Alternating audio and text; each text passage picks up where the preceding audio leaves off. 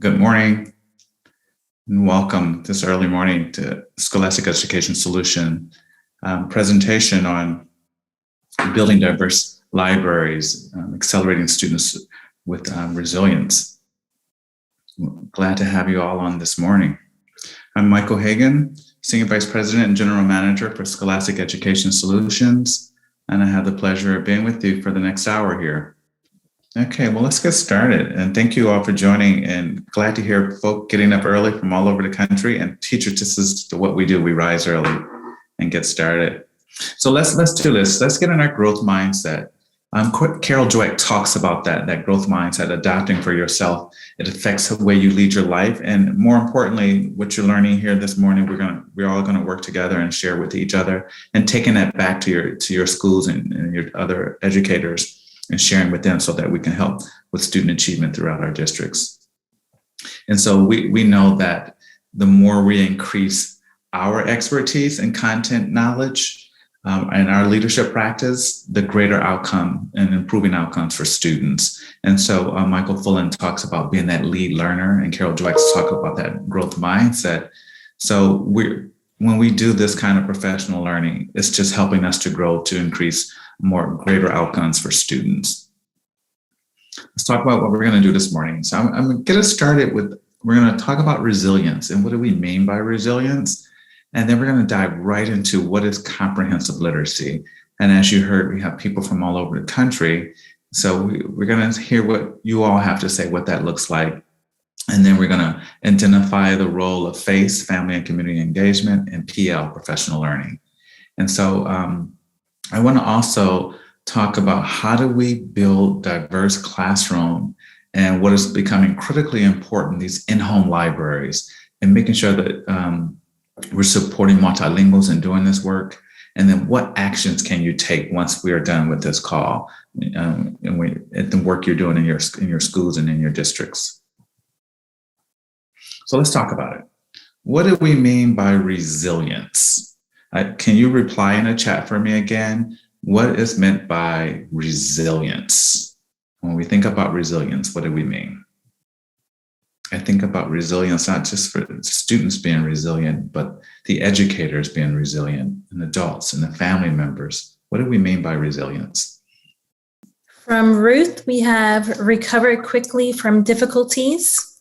From Jeanne, working through struggles, success, and failures. Let's talk about that for a minute. You said recover. What was the first one? Working through struggles. And then before that, you said recovering. Recover quickly from difficulties. Wonderful. Okay. Anything else? Being able to overcome and persist physically and mentally. Wonderful. Wonderful. Being able to adapt in a variety of situations and maintain a focus or goal throughout the process. I like each of those, Kamal. And so we're going to make sure each person who responded, we're going to have something for them as well. Okay. We're going to get a professional book. Very good. And when we talk about resilience, and just what we just heard from you all, and again, we're learning from each other, is really when you have those positive outcomes and they outweigh the negative outcomes. And when we're talking about students, and when we surround them with more positive outcomes, they become even more resilient. Well, we know that's true for we as the adults as well. And so I love making sure that what we're putting into our classrooms and what our students are reading about and what teachers are, when they're doing their read alouds, to have something exciting and positive, and that supports building that resilience as well.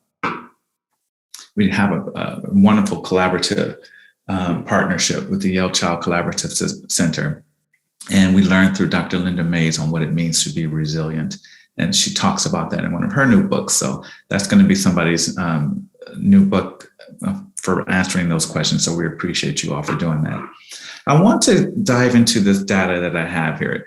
It's data that I used to show before the pandemic began. And it talks about students being college and career ready. And I learned a long time ago from former Chancellor and Superintendent Dr. Rudy Cruz. He talked about it's not good enough just to get kids college and career ready, but making sure they're able to complete college and they're able to go into their careers and be successful. And so I'm going to share some data with everyone. When we take a look at this is on-the-job text requirements. For fast food manager, Lexile levels, reading those manuals, we're looking at a level of about 1,000. Even for construction and labor, Lexile levels at about 1,000.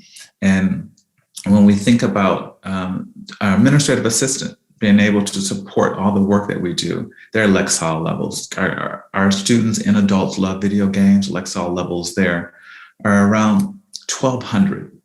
And from a car mechanic, a teacher, we know the text that we have to deal with as teachers every day. Look at the Lexile level. And our students on average are coming out at about 900. And unfortunately, during this time, that number has dropped because of the learning disruptions that our students have experienced in the last 21 months. So when we think about real world text demands, just a standard apartment lease, 1,080 Lexile level. How many of you have put a crib together just trying to read the assembly instructions? Becomes very challenging. And look at the Lexile level there. We all have smartphones. We scroll down, we do that, most of us do the check for understanding. But if you actually read at the Lexile level, some of the highest that you can have is at the same levels of an attorney. And then a mortgage application, just understanding that and what the complexity of the vocabulary that's with it and what you're doing and what you're signing is very high. And remember where our kids are coming out at about 900. So when we talk about comprehensive literacy, it's really critical that we understand why we need to do this. Remember, we want our students not just to be college and career ready, but we want them to be able to complete college and not go into so much debt with remedial courses, as well as going into their career where they don't have to start off at every time stand at a lower level position, but being able to flourish. So let's talk about this a little bit. What is comprehensive literacy?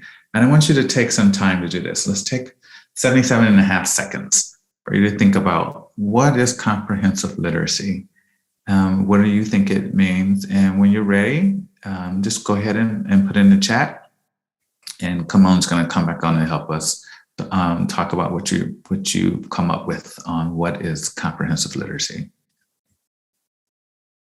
I was looking at the data that I just showed you the other day in Georgia, and the educators were saying that it may be even more challenging than what I was showing because of where the students were coming back with. Our juniors, who are juniors now, and our seniors, and with their learning disruptions as well. So we think about our younger students, what they experience. Our first graders who didn't have kindergarten last year, and our second graders, what does comprehensive literacy look like for them? And what do we mean by this? Are we ready to share out anything? Come on. Yes. What is comprehensive literacy? Literacy that addresses the whole child in speaking, thinking, reading, writing, comprehending. Who is that? Okay. That was beautifully written by Letitia. Wonderful. That's brilliant. You have anything else you want to share, add to that? Yes, we have an update from Yolanda Moore. Reading, writing, speaking, and listening on different levels. Wonderful. We got a sharp group here. Anyone else want to add to that? All right, I think that was really comprehensive. I don't know if they saw my notes, but that reading, that oral language skills is just critical in those foundational language skills with an emphasis on phonics, those 44 sounds of phonics, those phonemes, or over 160 phonemes. That's comprehensive literacy. And I like to say, when we engage our families as partners and our caregivers in comprehensive literacy, what we're doing in the classroom and sharing that at home and partnering with them, that becomes a part of comprehensive literacy as well. Creating these learning supports on those gaps, when working with our social workers and our counselors and our social emotional learning that's embedded in the work that we do. And now I get to have my whole class instruction, those interactive read alouds, making sure that the students are hearing me read from those, and you as the teachers and invited guests the text and authentic text when you're doing those read alouds. That tier 1 instruction is now really becoming more like tier 2 instruction, which you would do normally doing your smaller groups. You're having to do that to bring your students up in your whole class instruction. But there's still room and time for those small groups where you're bringing students together and working with them where they are. I like to say do inclusive practices in comprehensive literacy. Instead of the resource teacher pulling students out, have her push into the classroom. You have a small group, the resource teacher has a small group, and you're supporting students where they are using those interventions and supports. And then critical, and what we're going to talk about a little bit more, is that independent reading and that independent writing and integrated writing throughout today, critical. And then in the middle here, in the middle of all this circles is professional learning, that making sure that teachers have highly effective practices and pedagogy and supporting them ongoing, what that looks like. We're doing our professional learning right now with this session here and learning from each other. And then we take that back and make sure our teachers are coached up. So I like to say that looks like comprehensive literacy, these 3 bubbles here. Those arrows are pointing back and forth. Professional learning to the pedagogy, family and community engagement. All of that is, a complete circle. So let's take a look at these 8 principles of comprehensive literacy. And the second line there says a framework of joyful and powerful learning and teaching. And this is what it should be about, joyful and powerful. But if you can only choose one of the 8 principles, which one would you choose? And share with us why. If you only can choose one, so reply in the chat. If you only can pick one of these principles, which one would you choose and why? I'm waiting on some responses. Okay. Which one is your favorite, Michael? So I go back and forth, but continuous teaching and learning, assessing guides responsive instruction, because of, we have to have constant data to inform how we're working with our students. They're always growing. We should always be growing as teachers. So for now, that one is my favorite. Let's see what someone else says. Growth is very important. So from Letitia, we have classrooms are vibrant learning environments. It allows for all other pieces of comprehensive literacy to fall in place. Absolutely. Again, so that's usually what happens. Do you have one? Come on.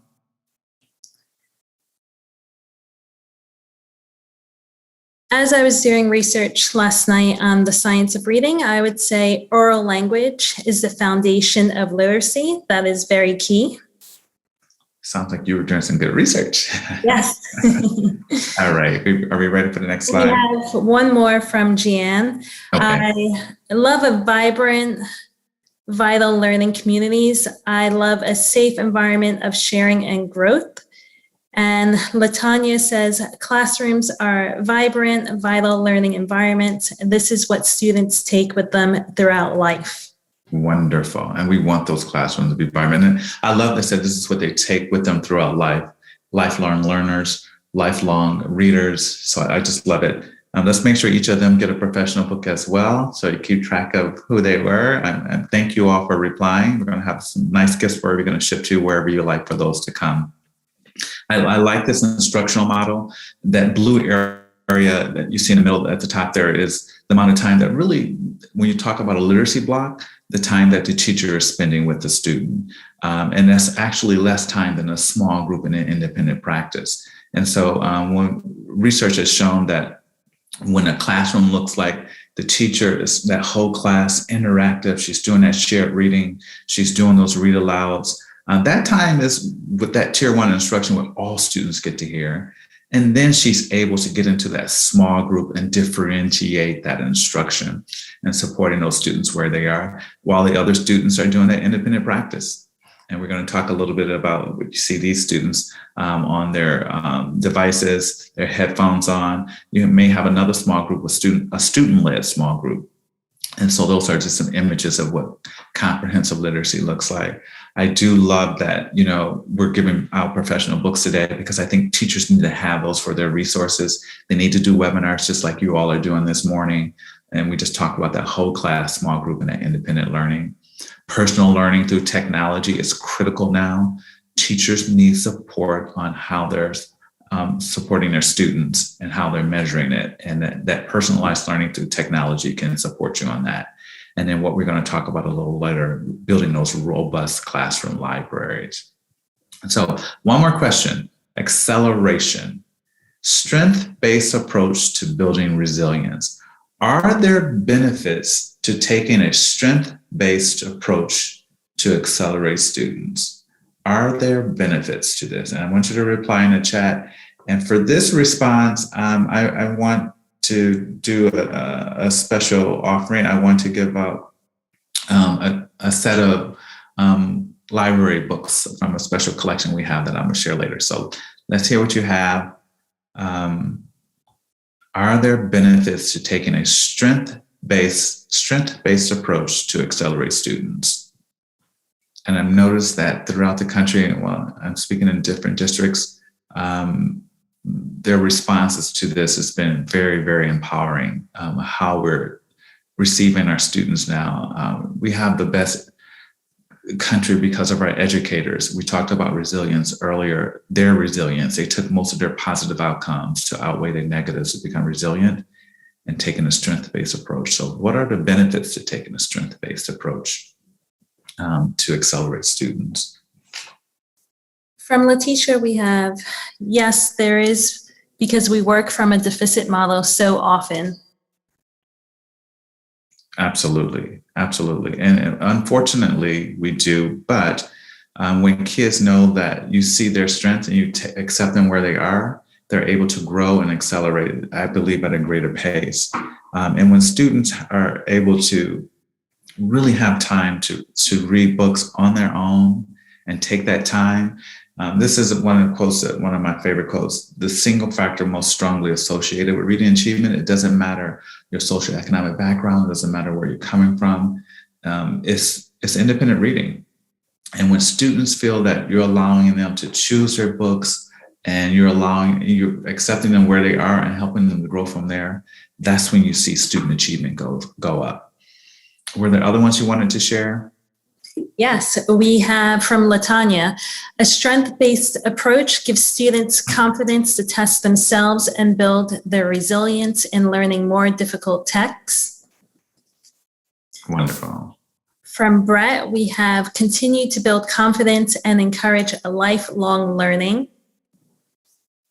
Agatha, strength-based approach equals student engagement, which is key to acceleration. Absolutely. From Eileen, it focuses on students' positive qualities and contribution in class instead of the skills and abilities they may lack. And from Yolanda, it allows students to rejoice when something good happens. It boosts their self-esteem. Thank you. All incredible, incredible responses. I'm going to share with you guys in a few moments some of the books we're going to be sending you. I think you're going to love them. We talked about the strength-based approach. Look at when students are reading, let's say they're reading at least 60 minutes, 20 minutes in their literacy block and 20 minutes outside of their literacy blocks, 20 minutes at home. That's 20. This is some of the work that I had an opportunity to do in St. Louis when I was associate superintendent there. And we watch our students excel. And they wanted to do more than 60 minutes. And so they wanted to be in that 98th percentile. They wanted to expose themselves to even more vocabulary words. And we love that approach from the strength-based approach and exposing the students to where they are and then watching them grow. And then seeing a district like St. Louis become fully accredited because of it. And so with that, I like to talk about authentic text. I was sharing with someone my favorite author and why I enjoyed reading, how it led to it. And it was Dr. Maya Angelou, and I snuck and read I Know Why the Caged Bird Sings. And I eventually, because my mom said it was for my older siblings, and I wanted to read it. And I wanted to read the next book, Gathered Together in My Name, Singing and Swinging and Getting Merry Like Christmas, Heart of a Woman, All God's Children Need Traveling Shoes. And I just couldn't stop reading. And that's what authentic text does. And that's how we want our students to be engaged and want to have that book and get the next book and the next book. And so I think Steph Harvey and Annie Ward talks about that really well. This is going to be one of the first professional books we're going to send to you, those that participated. And they really dive into engaging them in community building classroom interactions. And that's just such a powerful statement, what that looks like to build this culture of literacy in your classroom. Meet with them in a reader to reader, heart to heart conference. You know, that conferring in those conferences that you can have with students are so powerful. And then success for striving readers, gaining their self-confidence. Remember, we're doing this at a strength-based approach. We're building resilience. So this is all in line with what they do. This is an excellent book for a book study. I recommend it. And I'm going to share with you all a little bit later on their second book that they did and partner with this. So they really talk about supporting striving readers, and the difference between calling them struggling readers and striving readers changed my language. And I think it's just a more positive, again, strength-based approach to taking this, and it helps to build that resilience we're talking about. You all know to identify those students who need extra support. I said earlier, instead of pulling them out, do the inclusive model and have the resource person or support person push into the classroom, and, you know, supporting those students with those transferable strategies and skills that they can use when they're doing an independent reading. So the teacher is doing the scaffolds and supporting with differentiated instruction. And so this is what's happening that I'm noticing in states that normally didn't have this. Can you just quickly share in the chat, do you have multilingual students in your school or district? Students that speak more than one language? Do you have those currently in your classes and schools? And I'm noticing that no matter where I go, everyone is saying yes. And so this is changing. What are we seeing? Come on. We are seeing a lot of yeses. And it's just, you know, it's where our country is now. And if you look at the population of students, the majority of students are minority students. And the largest minority group are Latinos and Latinas. And so we really want to look at what the research says with authentic text and supporting students. And so authentic materials we know helps to motivate learners and the language by making them feel they are learning the real language. But research also shows that using authentic materials and teaching English to English learners is more effective than using non-authentic materials. And so this research is what we use to making sure that we expose students to, when I talk about that authentic text, why we do that. And so we want to build resilience in our emerging bilinguals as well. We want to make sure that we have plenty of opportunities for conversations where they get to hear you as the educator. If you're in central office, it's really important that you push into your schools and you do read alouds with them as well. And you're sitting with students and you're doing conferring so they can hear your language as well. Making sure assessments are provided to not just to say, I gave this test to everyone. Remember, we're building resilience, an asset-based approach. So we want to find out where their strengths are. And so that's where we can start instead of giving, if I have a newcomer, fifth grader coming to me for the first time and has never spoken English before, we don't want to give them the exact same assessments as we give all the other students. So keeping that in mind as well. And if you would like this slide and others, a little later on, we can show you how you can get access to them through your local account executive. So I want to talk a little bit about small groups. I pulled this out presentations I used to do a few years ago, and I think it's important. Again, the amount of minutes we spend in small groups. Most effective schools, as you can see, spend more minutes than least effective schools. And then when you talk about most accomplished teachers, the amount of minutes they spend in small groups is the opposite of the amount of minutes least accomplished teachers do. And so the studies and research has shown that this is very effective in how we accelerate students and how we support them with differentiated instruction. And then we get to independent reading. And I share with you my favorite quote, regardless of socioeconomic background or whatever the case may be. Independent reading is the strongest factor for increasing achievement, as Dr. Krashen has studied. And we thought about that when putting together a collection of books called Rising Voices. And so we wanted to put a spotlight on those who contribute and potentially are overlooked. Our goal for every Rising Voices collection is to empower the educators to share literature and discussions. And we know that is too often lacking in our classrooms around the country. And so with this first collection we put together, we started to look at making sure it was positive representation. And when we were doing this, and so we said, wow, this is the model that we need to have for each collection. So we want it to be culturally responsive instruction. And more importantly, we want to make sure it unifies all students, that through social emotional learning, and I'll show you that in a moment, we teach all children to develop that empathy. And we remember recreating this literacy culture in our classrooms. We did our first collection, I'm proud to say, with a dear friend, David Banks. David is the president and CEO of Eagle Academies. They have 6 all-boys schools, 6th through 12th grade, and 1 in all 5 boroughs in New York City, and the 6th one in Newark, New Jersey.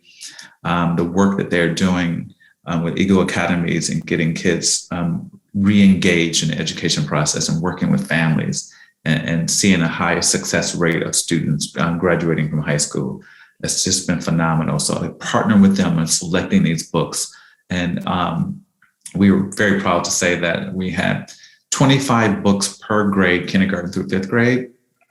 And 5 of those books, each of those books are anchor texts. So they come with teaching cards to support our teachers in making sure that sometimes to make a little more difficult content, how to share that and what that looks like. So these teaching cards gives the teacher at a glance look at the book, introduces the book, what to say during the readings, notes to the teachers around the read aloud and the language support and the vocabulary. And so when you have this kind of support, teachers are really, really encouraged, and they actually want more than 5. They want them for every book. But you see the social emotional focus, you see the strategy focus here, the genre type. And so all of this is on the front of the card. And then on the back of the card, we go a little deeper into what to do after the reading, how to extend the learning. Every anchor text and mentor text has a connect to the internet. We find that the students are very engaged, that sometimes they want to know more about the author or the illustrator. In this first collection, the protagonist in every story is an African-American boy or a Latino boy. So the protagonist in every story is showing a positive light on African-American boys and Latino boys for all students to read. And then we build in castle competencies from self-awareness to responsible decision-making. And so again, this is a part of every anchor text, and you get this with every teaching card. We develop each Rising Voices into 5 themes. In this particular case, someone like me to thinking beyond today. And we also expanded the theme connections to other texts and then questions to reflect on. And so we love the anchor text that we wanted to make sure that we can share those with the teachers and students in an interactive way by using a digital anchor chart. And so I would love to share this with you now.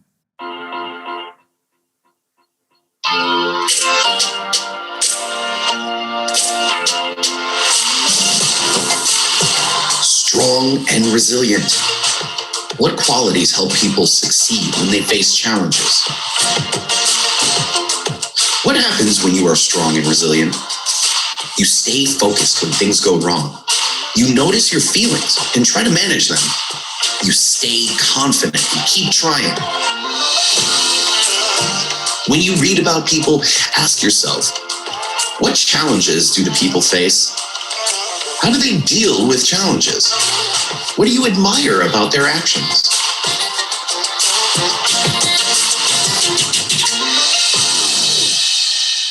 You all were spot on in talking about resilience and what that looks like. And so this is a part of the collection. When teachers have that, they're able to show these charts before they start reading a book that is aligned to that particular theme, or after they read the book, or sometimes even during. And so this leads me to when we talk about conferring with children. I'm talking about this around the country and asking us to be color brave. And we know, talking about diversity, oftentimes we say, well, I'm colorblind, I don't see color. We're actually asking you to see color, to see us. We talk about these books and celebrating who they are. But so it's incredible to be able to celebrate what we have that are the same, but it's also incredible to celebrate our differences. And seeing difference is a bold acknowledgement of all the variety of experiences that children bring to the classroom and to the texts that they read, as you just saw in an anchor text. So I call that being color brave. And we're asking everyone to be color brave. And so we support teachers with how to make your classroom the safe and positive environment, and how do you engage all the children in speaking and listening and moving. And so I really like the support for teachers by elevating the use of these culturally relevant books, building this culture of independent reading, having these mini lessons, those read alouds we talked about. I love inviting other guests into the classroom to do the read alouds. In particular, if you have multilinguals and you may not speak the language that some of your other students do, invite others who do speak it and then read some of the books that are bilingual. You'll notice that all of your students will learn it and be encouraged from it. This is another one of my favorite quotes. It's not just kids of color or kids from margins who need diverse literature and media. It's all kids who need stories about all kinds of people. And I like to add, it's all kids and adults. We all need this about all stories about all kinds of people. I'm very excited to talk to you about our newest Rising Voices, Empowering Girls in STEAM. So this is a collection of stories that shatter the misconceptions about our girls and women as leaders in science, technology, engineering, arts, and math. And so this collection talks about how empowering the protagonist in every story is a girl or woman who's empowered in science, technology, engineering, the arts, and math. We came together and said, you know what, these books are so powerful. We wanted to show you in a way how to best display them. And so we created this digital book catalog where you can see all of the anchor texts for each grade. And then it goes on to tell you the books. And then not only just the books, there's a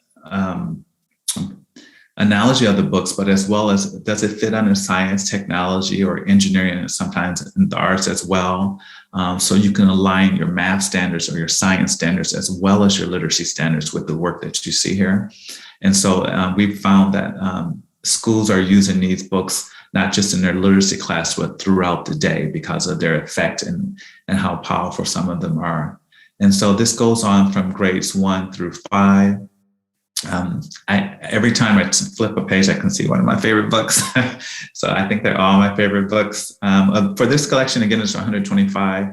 I read about 650 books to get to the 125. For the first collection, I read about 900 books to get to the 125 because we wanted to showcase the ones that we thought was just the strongest. And here's one of the stories I just love in this version of a Cambodian traditional tale.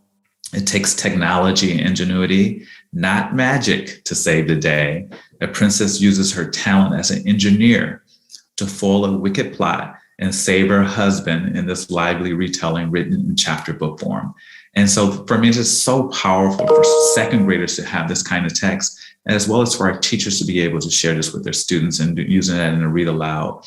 CC Loves Science is a series. I wanted to make sure this is a part of this collection too. I wanted them to see how brilliant this young woman is and kids that get excited around seeing girls in science, and the same thing for math. And so we created the teaching cards as well. The Little Red Fort, I always say, is my third favorite book because I keep going back and forth. It became my second yesterday, but it's an incredible book, and we support the teacher again, just like you saw in the first Rising Voices, with the anchor text and the teaching cards, all still aligned to CASEL. And so based on 5 themes as well, with anchor charts that we developed as well for this.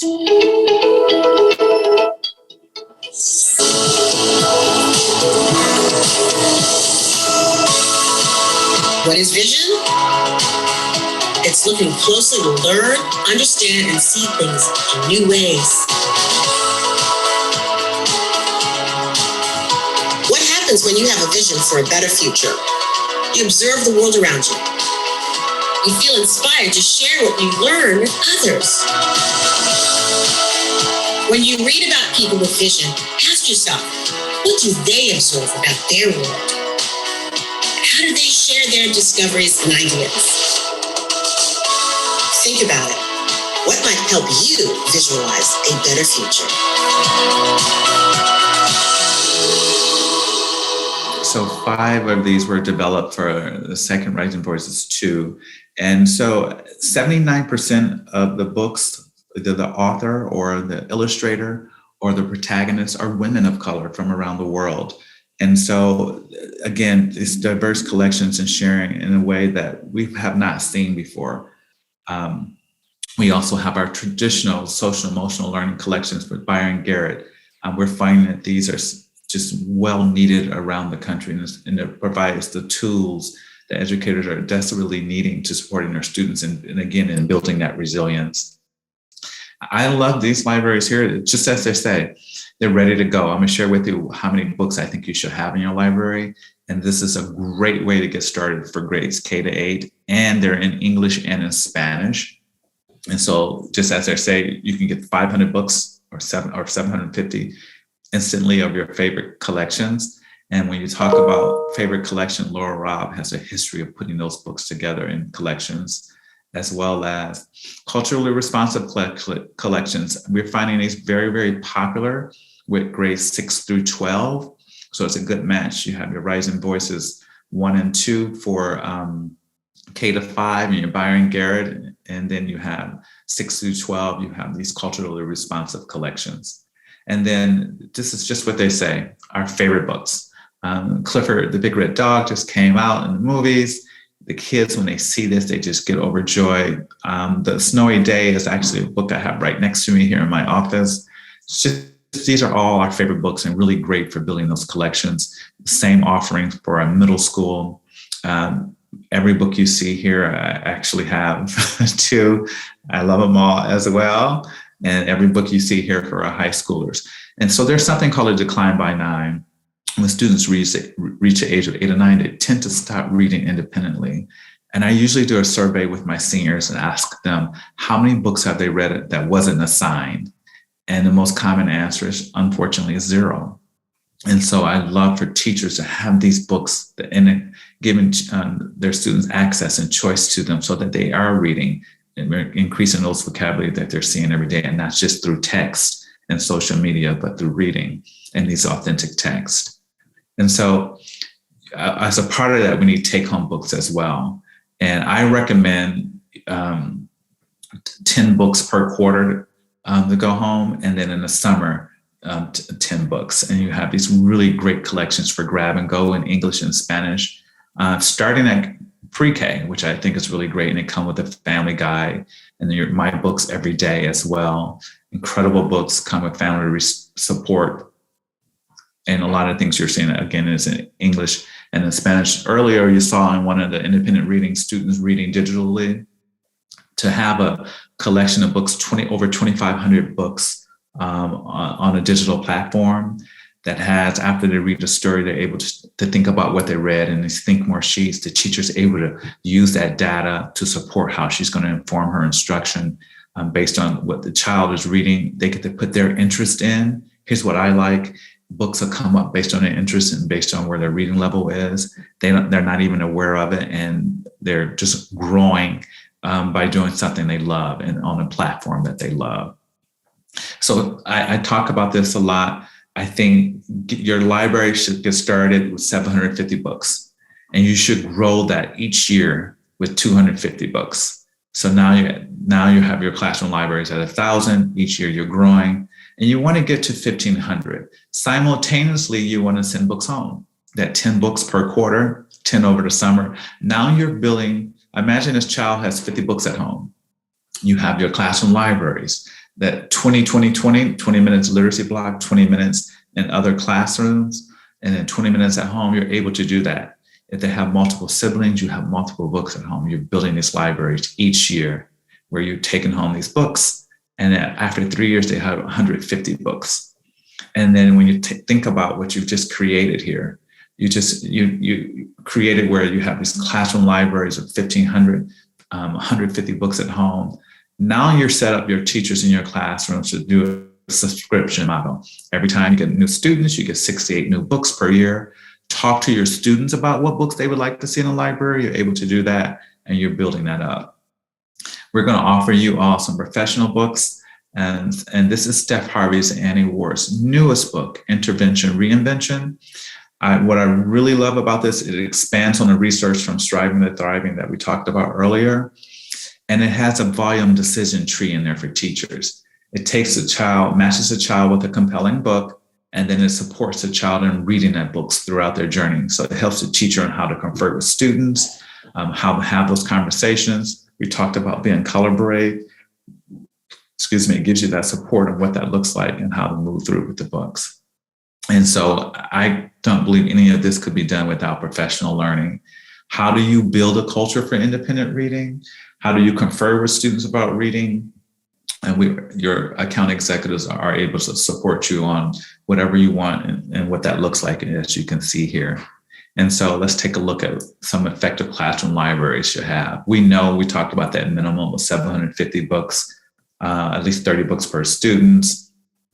We like to have new books, fiction and nonfiction, variety of genres.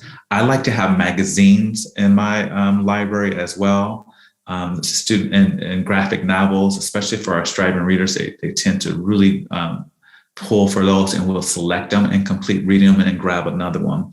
And then an informational text. Again, I was talking about those magazines. I love to have in those. Talk to your students. What books are they recommending? What would they like to see in there? And I was so blown away when students were telling me what books they wanted, and it wasn't the books that I wanted. And then one of the students told me, "Have you read it?" And so that was just a huge lesson for me, listening to my students and putting the books that they want to see. And then we want our books to be in good condition, a variety of reading range, because our students are in all reading levels in our classroom. That's typical for any classroom throughout the country. So some of the things you can do to take action to support building resiliency. We talked about these classroom libraries. Do a classroom library survey. If you're in the district level and you want to do classroom library surveys for all of your classrooms in your district, I'm going to give you contact information where you can reach out to your local account executive, and they can do that for you. Again, talk to your students and find out their interests. Identify if my teachers have professional learning, and if they don't, what can you do to support them? And then identify and find school partners who can support you in the work that you're doing and building those libraries and filling those curriculum gaps. So last question I want to ask of you all to join in the chat with me is, based on what we talked about and what we've seen this morning, when you go back to your work and think about this, what will you do based on what you've learned? What have you, based on what we talked about this morning, based on what we shared, what will you do in your district or in your school?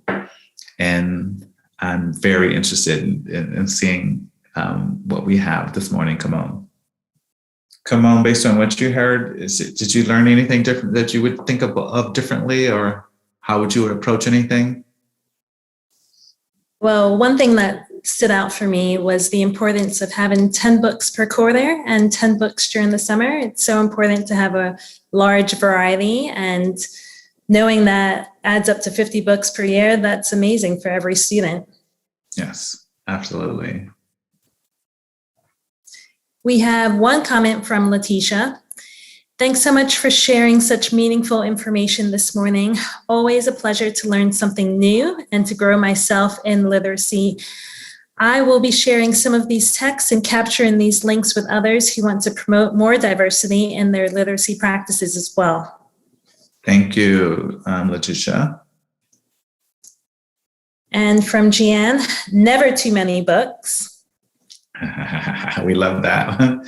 Most of all, never too many books. Never too many books. So we talked about doing classroom surveys. And so we're going to put in the chat a link to how to reach your local Scholastic account person.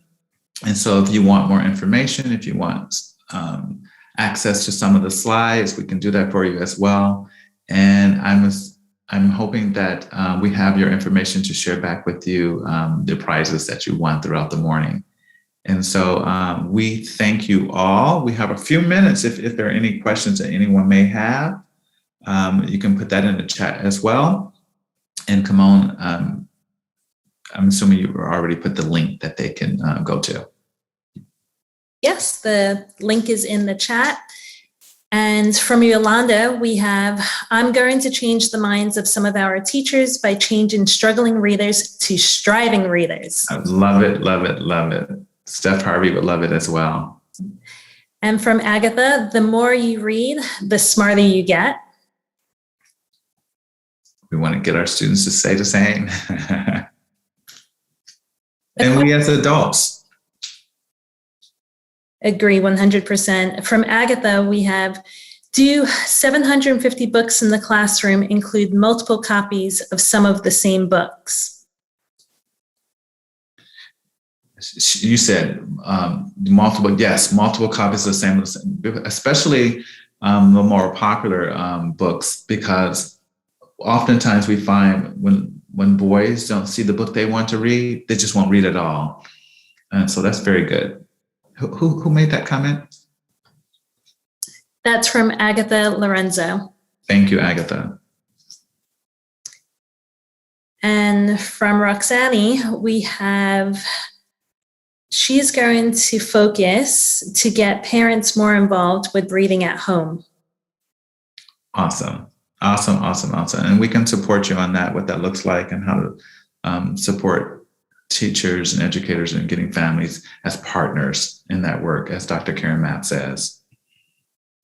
And Susan is going to focus on books for SEL and culturally responsive texts in classroom libraries. Wonderful, wonderful. And those books that have that social emotional learning embedded in it and you're able to call it out really works well. I love that with the Rising Voices teaching cards, how they identify those CASEL competencies around social emotional learning. So those are really great supports for teachers. And oftentimes I'm finding that teachers are using those anchor charts that I just showed the videos of. They're using those for other books that they find the same theme with. And one last comment from Edith. Books that are relevant and represent diversity are a must. Absolutely. Thank you all. Wonderful comments. And we loved receiving from you all and learning from you all as well. And I thank you all for taking the time this morning and being with us and sharing with us and chatting back and forth. And this has been a great learning opportunity. I'm going to ask my colleagues if there anything else, any other comments or want to share? I will echo your thank you and let everyone know that you should expect to receive your professional development and certification tomorrow for 1 hour. Thank you so much for joining very early in the morning, and we're receiving a lot of thank yous. And one additional comment from Agatha. Sometimes teachers need help in getting their students to want to pick up certain books. They need professional development in doing book shopping and book talks. Absolutely wonderful. And you know, we take for granted, we think that teachers can be all, do everything. They love receiving support. They love having the training and the professional learning and their growth as well. So we started off talking about Carol Dweck and the growth mindset. And so let's pass that on when we get back to our districts as well. As Agatha is saying, making sure that we're looking at our teachers' needs and their support and helping to build those literacy cultures and communities. Again, thank you all for joining, and a special thank you to my Scholastic colleagues for their input in putting this on. Everyone have a great morning.